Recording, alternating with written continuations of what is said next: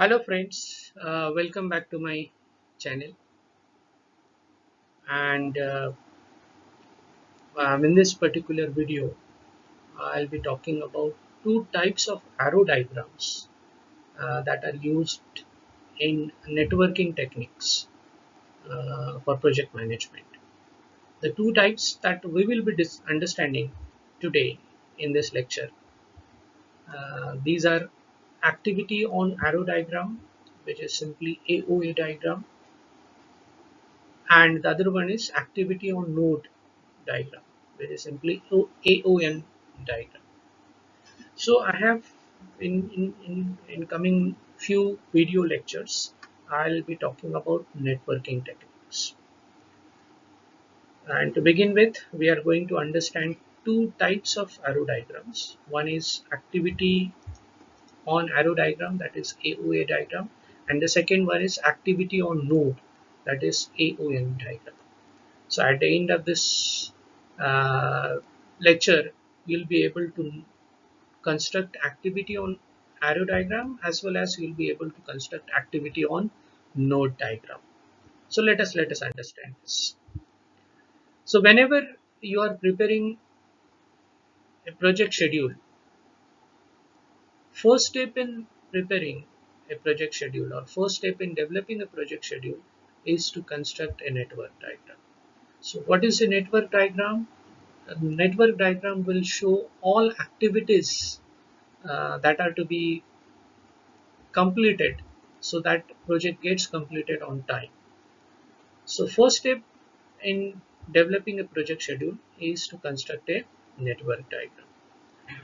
So having understood what is a network diagram, let us understood the arrow diagram. Arrow diagram is one of the type of network diagram, is one of the network diagram. What is the use of this arrow diagram? It is used during the planning of project. So whenever you are planning, whenever planning for the project is done and you have to schedule project activities, these arrow diagrams are used. We are going to understand two types of arrow diagrams, as I said in the beginning. One is activity on arrow diagram, or simply it is AOA diagram, or you can also call it as arrow network. The second diagram that we are going to understand today is activity on node diagram, or simply AON diagram. You can also call it node network. So objective of this video is to understand these two networks.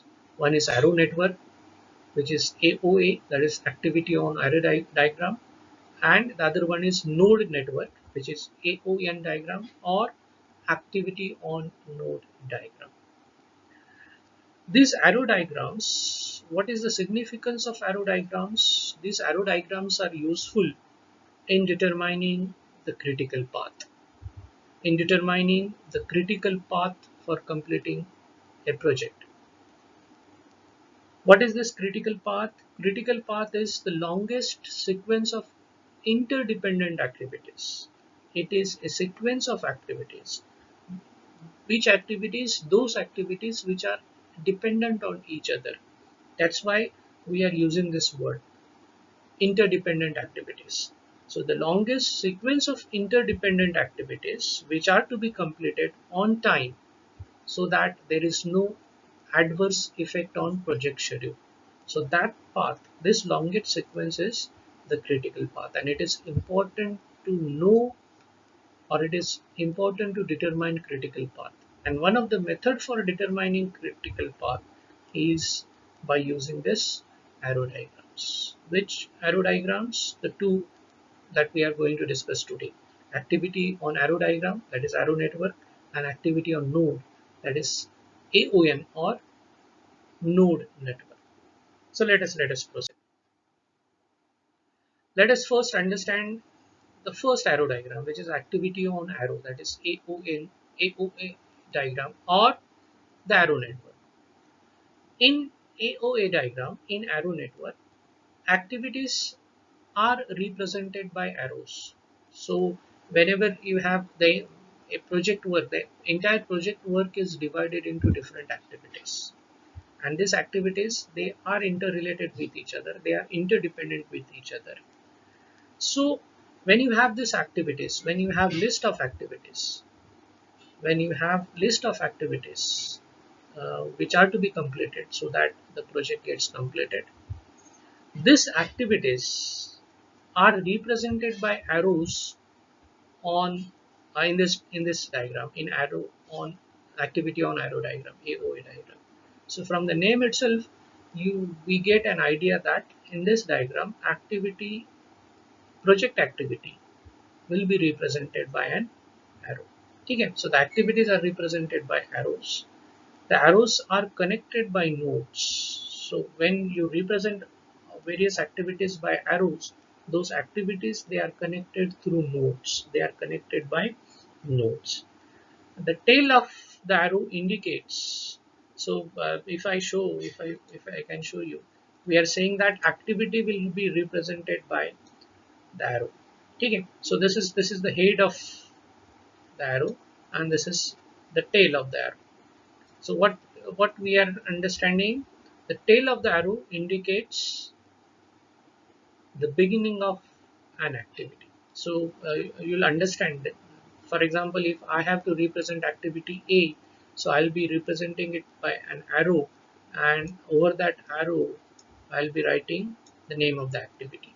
So this arrow represents activity A. The tail of this arrow represents beginning of activity A, whereas the head of the arrow, this head of the arrow, it represents the end of that activity. So over here, activity A is going to start at this at the tail of the arrow, and it will be completed, or it will be getting completed at the head of the arrow. Okay, so tail of the arrow, it indicates beginning of an activity. The head of the arrow, it represents end of the activity. Okay, now activities on arrow diagram, when you are representing activities by arrow on this diagram, these activities, they are connected at nodes. So for example, if you look at if you have two activities, say for example A and B, and uh, activity B is going to start only after activity A gets completed. So how are you going to represent it? So first, activity A will be starting. So activity A will start at, this will be the starting node for the activity A, and this will be the end node of activity A.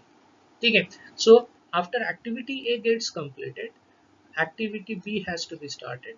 So activity B will start from this node, and it will end at another node. Okay. So this is activity A starts at this end. Activity A starts at this node. It ends at this node, and then after it ends, activity B starts at this node. Activity B starts at the node where activity A is ending, and then it will also end at a node, and from this node the next activity will be starting. Okay, so that's why if you look at this diagram, you can see activities A and B, which are represented by these arrows, they are connected through nodes. After this, activity B will be connecting with the successor activity. We are going to understand successor activity in coming lectures through this node. So the point to understand is, activities on this AOA diagram, activities, they are connected at nodes. So you have to understand this. Okay. So as I have shown over here, and now I'm saying nodes are represented by circles. So this nodes, we are going to represent this nodes by circle. Okay. So if you look at the simple AOA diagram, you can understand that here in this diagram we have represented activities on arrow, or arrows are representing activities. Okay. So you have to understand activities on this diagram, they are connected at nodes, and these nodes, they are represented by circles. The connections between activities represents the order in which they must be completed. Okay, so you understand this. You look at this diagram, you look at this AOA diagram, you see uh, from this diagram, you will easily understand that the sequence is you first complete activity A and then go for activity B. Before activity B starts, activity A has to be completed. Okay, so in one way, that is what I'm saying. That connection between activities, the way in which activities are connected on AO diagram, that connections will represent the order in which they must be completed.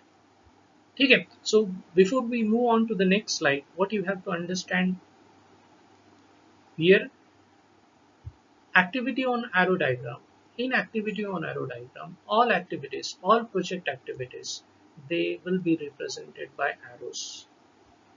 When you have arrow, there will be head of the arrow and there will be tail of the arrow.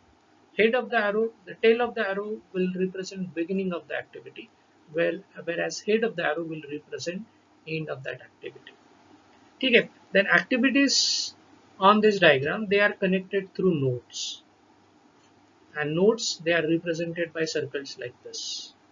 The connections between activities, the way they are connected, it represents the sequence in which or the order in which those activities are to be completed. Okay, so let us move to the next. For example, now I have discussed a simple example. Now let us look at a you can say some uh, complex or complicated example. For example, consider the following list of activities. So you have different activities. So these activities are represented, are shown in this table. So first column represent various activities.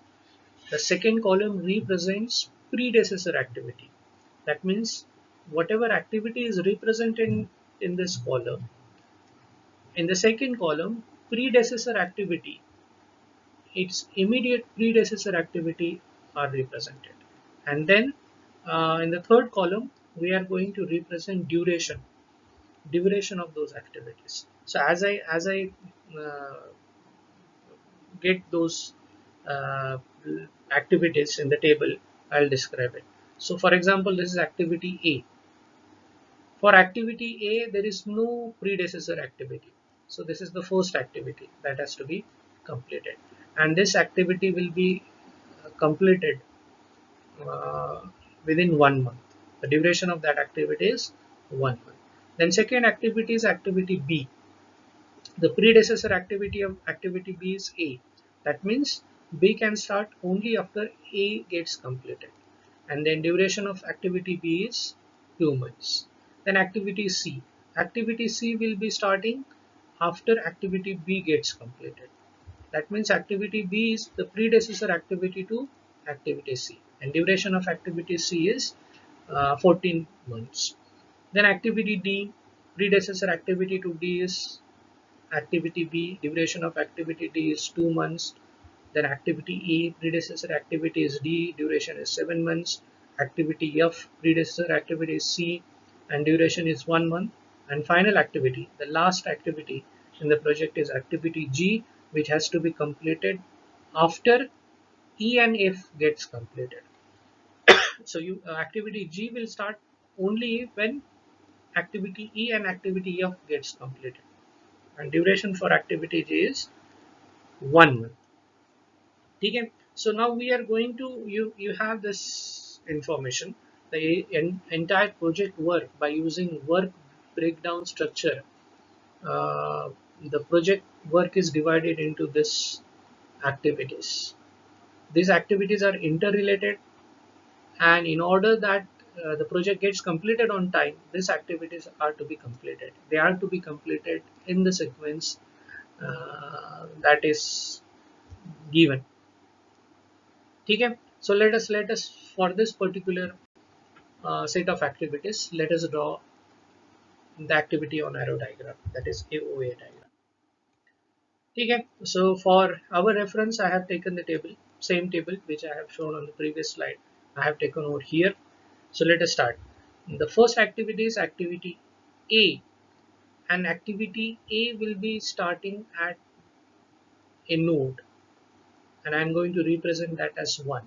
So activity 1 starts at this node, and it's complete. It is the name of the activity is active A, and duration is written on the lower side of the arrow, whereas name of the activity is written on the upper side of the arrow. Okay, so activity A, whose duration is 1 month, is starting at node 1, and it will get completed at node 2. So you'll come to know this nodes. We are going to call this nodes. This nodes will be called as events. So, for example, if you look at this diagram, 1 will be the starting event of activity A, and 2 will be the end event of activity A. So we will use it when we actually discuss that particular concept. Over here, I am telling activity A starts at node 1 and it ends at node 2. Okay. If you look at the table, there is no any predecessor activity to activity A. So that's why there will be no any activity uh, before activity A. Activity A will be the start activity. Okay. So once activity A gets completed, activity A is getting completed. After A gets completed, you can start activity B. So activity B will start at node 2. So name is written on the arrow, whereas below the arrow we are mentioning the duration of the activity. The duration actually is 2 months. So this will be 2. So duration of activity B is 2 months. You can check over here. Duration is 2 months. So likewise, I have represented it below the arrow. Okay. Then activity B, it gets completed at node 3. So after activity B gets completed, you can start activity C. And duration for activity C is 14 months. Duration for activity C is 14 months. So activity C is going to start. So before we go on and draw the diagram, let us understand. So over here you can see activity C is going to start after activity B. Activity D is also going to start after activity B. So that's why accordingly you have to represent it on the AO diagram. So at node 3, activity B is getting completed, and then you can start activity C, which is going to last for 14 months, and it will get completed at node 4. Okay. So at the same time, activity D is also starting after the completion of activity B. So you can show it like this. So activity D, which is going to proceed for 2 months, and it will be getting completed at node 5. Okay. So at node 4, activity C is completed. At node 5, activity D is completed. Now let us go to the next activity. We are talking about activity E. Activities E is going to start after activity D, and duration of that activity is 7 days. So activity D is ending over here. So you can start activity. Okay, first I have shown activity F. Activity F is going to start after the end of activity C. So once activity C is completed, activity F starts, and it is going to proceed for 1 month. Similarly, activity E, it is going to start after activity D, and it is going to proceed for 7 months. Okay. Then further, if you look at the table, you can see for starting the next activity, we have completed activity E, we have completed activity F. Next activity is activity G. So for starting activity G, both E and F should be completed. So E and F, they will be completed, and they have to be completed. Both have to be completed, and we are representing the way that both gets completed at node 6. So activity E and activity F, they get completed at node 6, and once they are completed, you can start with activity G, which is going to last for 1 month, and finally activity G will end at node 7. Okay, so in this diagram, if you look at this diagram, we have represented all the activities on arrow. All these activities, they are interrelated, and they are related, they are connected through nodes, and this is how you have to draw activity on arrow diagram for the given list of activities. So information will be given like it is given in this table. You will have list of activities, you will have list of predecessor activities, and you will also have the duration of those activities. Name of the activity will be is to be represented by an arrow. On the arrow you will be writing name of the activity, and below the arrow you will be writing duration of that activity. Okay, so in this way you can draw activity on arrow diagram.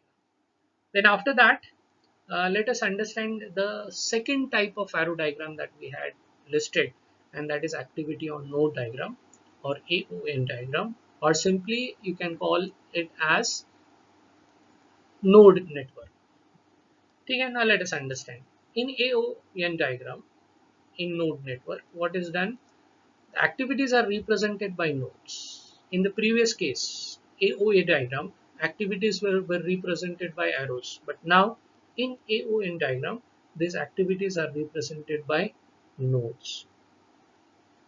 Okay, and these nodes are connected to one another by arrow. On this diagram, nodes which will represent activities, they will be connected by arrows. Okay, so this arrow in this case, it represents dependencies among activities. So on this diagram, on AON diagram, arrows will represent how activities are dependent on each other. The direction of the arrows represent. So when you are drawing the arrow, for example, the arrow like this. So now it is directing. The arrow is directing towards right. Okay, so direction, what is the significance of direction of the arrow? The direction of the arrow will represent sequence in which various activities are to be completed. So the direction of the arrow, again, it is important, and it will tell you the sequence in which all project activities are to be completed. So direction of the arrows represent the sequence in which various activities are to be completed. Length and slope of the arrows, if you talk about what is the length of the arrow and what is the slope of the arrow, they are arbitrary. They have they have nothing to do with the actual activities. Okay, they are arbitrary, and they are set for convenience of drawing. So you choose length of the arrow and then slope of the arrow as per your convenience. As per your convenience. The node has two parts. Now, what are this? One part has the name of the activity. So we are going to understand on the next slide, where we will understand this with the help of an example. Okay, so the node has two parts. One part has the name of the activity, and other part has the duration. For example, uh, if you are representing activity A by this node, we have already understood node on the arrow diagram will be represented by a circle. So if you are using this circle to represent activity A, which has duration of 1 month, then you will be having two parts for that circle. So one part will represent name of the activity, and the other part we are going to use to represent duration of that activity. Okay, so this node represents activity A, which has duration of 1 month. So that's why we are saying over here, node has two parts. One part has the name of activity on it, and the other part has the duration written on it. Okay, so we will understand it on the next slide. So on the present slide, what we have understood, what is AON diagram, activity on node, or simply what is a node network. So in this diagram, all activities, all project activities, they are represented by nodes. Okay, and these nodes are connected by arrows. What is the significance of the arrow? Each arrow represents dependency of activities to which it is connecting. Okay, so all arrows will show dependency among uh, the dependency among activities. The direction of the activity will represent sequence in which activities are to be completed. Direction of the arrow represents the sequence in which activities are to be completed. Okay. Length and slope of the arrows on this diagram has no meaning. You can use it as per your convenience. Then node, which is representing an activity, it will have two parts. One part will tell you what is the name of the activity, and the other part will tell you about the duration of that activity. Okay. Let us proceed. Let us again consider the same example. The previous example, earlier we had used it to show activities on arrow diagram. Now we will use the same example to draw AON diagram. Okay, so I'll just quickly go through the list of activities. Same table. So activity B, same table I'm going to use. Okay, now let us understand how to draw the activity on node diagram with the help of previous example. So you have various activities that are listed. I have just shown you on my previous slide. Now let us use this information to construct activity on node diagram. So you are starting with the beginning activities, activity A, because it has no any predecessor activity. So activity A will be represented by this node. So one part of the node we are going to use it to represent the name of the activity, while the other part is we are going to use it to represent duration of that activity.